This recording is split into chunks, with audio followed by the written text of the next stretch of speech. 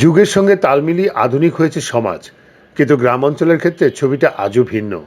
এখানে একজন ছেলে মেয়েকে একসঙ্গে ঘুরতে দেখলে অনেক বাঁকা চোখে তাকায়, কিন্তু এদেশে এমন একটি গ্রাম রয়েছে যেখানে কোনো মেয়ে যদি রাতে তার ঘরে কোনো পুরুষকে আমন্ত্রণ জানায়, তাহলে সেই পুরুষটি হয়ে যায় এক রাতের জন্য সেই মেয়েটির স্বামী। পাহাড় ঘেরা চোখ জুড়ানো দারুণ এই এলাকা, আর এই এলাকার আকর্ষণ হলো এই এলাকার পর্যটন শিল্প। তাই প্রতি বছর লাখ লাখ পর্যটক সেখানে ভ্রমণ করতে আসে। চীনের উনান প্রদেশের এক পাহাড়ের কোলে সুবিশাল হিমালয় পর্বতমালার আড়ালে বিস্তীর্ণ লোগো লেকের ধারে বাস করে হাজার হাজার বছর পুরনো একটি ছোট্ট জাতি, আর তারা মৌসু জাতি নামে পরিচিত। চীন আর তিব্বতের সীমারেখার একেবারে কাছাকাছি বসবাস করে তারা। চীনের উনান ও সিচুয়াল প্রদেশে বসবাস। এদের সংখ্যা হচ্ছে 3,20,000। গ্রামটি প্রায় 20,700 মিটার উঁচুতে। নিকটবর্তী যে কোনো শহর থেকে সেখানে যানবাহন এবং যোগাযোগ পৌঁছানো সাধারণত সময় লাগে 6 ঘন্টা। সম্ভবত এই দূরত্ব ও বিচ্ছিন্নতা তাদের আলাদা এই নিয়ম গড়ে তুলতে সহায়তা করেছে, যা পৃথিবীর অন্য কোথাও পাওয়া যায় না। পারিবারিক পরিচালনার পাশাপাশি ব্যবসায়িক কাজেও এখানকার নারীদের বিবেচিত করা হয়। মৌসু জাতিদের প্রধান অর্থনীতি হচ্ছে কৃষিকাজ। নারীরা সেক্ষেত্রে হয় কৃষক, আর তারা প্রতিদিন 7 ঘন্টা কৃষিকাজ করে।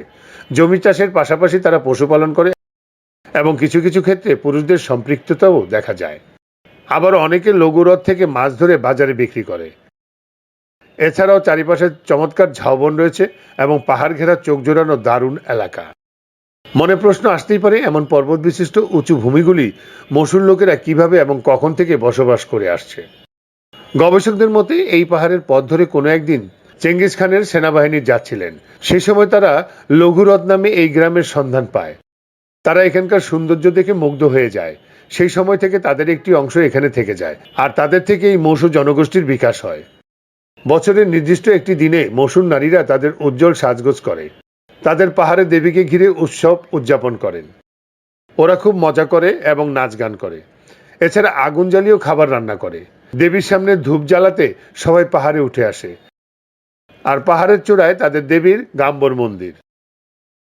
তাদের বিশ্বাস এই দেবী তাদের রক্ষা কবচ, আর এই পাহাড়ের দেবী নাচ গান ভালোবাসেন। এছাড়াও তারা মদ্যপান করে। তারা এই দেবীকে সবসময় অনুসরণ করে থাকেন। 2015 সালে এই অঞ্চলের সঙ্গে যোগাযোগ ব্যবস্থা যুক্ত করে চীন সরকার, আর সেই থেকে মৌসু রাজ্যে প্রচুর পর্যটক আগমন ঘটে। তাই গ্রামের পাশে হ্রদের ধারে পর্যটকদের জন্য হোটেল নির্মাণ করেন তারা। একই সঙ্গে সুন্দর সুন্দর জায়গার জন্য তারা ইতিমধ্যে বেশ সম্পদশালী হয়ে ওঠেন। যানবাহন এবং যোগাযোগ ব্যবস্থা বৃদ্ধি পেয়েছে মৌসুতে।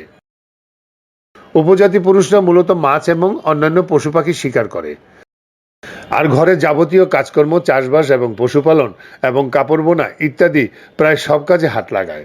মৌসুর এই এলাকায় উন্নত আকর্ষণ হলো পর্যটন স্থল। তাই প্রতি বছর পর্যটকদের অভাব হয় না এখানে।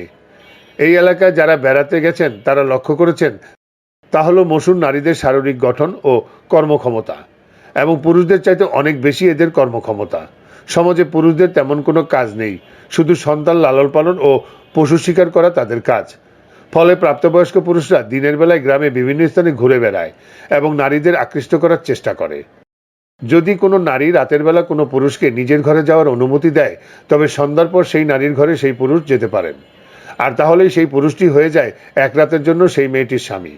তবে শর্ত আছে যে সূর্য ওঠার আগে সেই পুরুষকে নারীর ঘর থেকে চলে আসতে হবে। এরা কিন্তু শিক্ষিত নয়, তাদের সব দায়িত্ব নেয় মামারা।